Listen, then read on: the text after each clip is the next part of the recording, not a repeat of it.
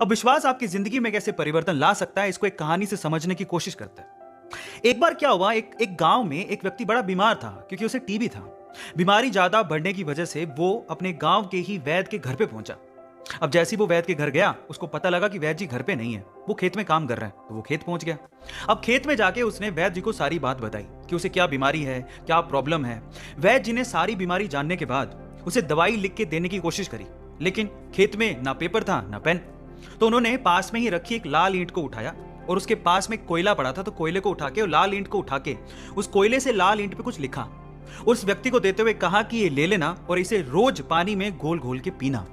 अब प्रॉब्लम यह थी कि वो व्यक्ति अनपढ़ था, वो वैद्य जी की बात को ठीक से समझ नहीं पाया, लेकिन वो उस ईंट को लेकर घर चला गया और 3 महीने बाद वापस लौट के वैद्य जी के पास आया और कहता है कि वैद्य जी, आपके द्वारा दी गई दवाई से मैं आधा तो ठीक हो चुका हूं। अगर आप मुझे वो दवाई दोबारा दे दें तो शायद मैं पूरा ठीक हो जाऊं। तो वैद्य जी ने कहा, मैंने तुम्हें दिया तो था। तो व्यक्ति क्या कहता है, ध्यान से सुनिएगा।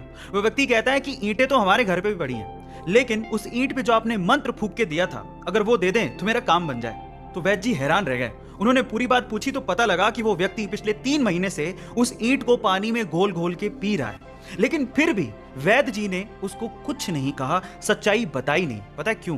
क्योंकि उसे उस इलाज में विश्वास था और वो ठीक हो रहा था। वैद्य जी ने फिर से ईंट ली और फिर से उस ईंट पे कोयले से दवाई लिख के उसे दे दी और वो बंदा पूरी तरह से ठीक हो गया।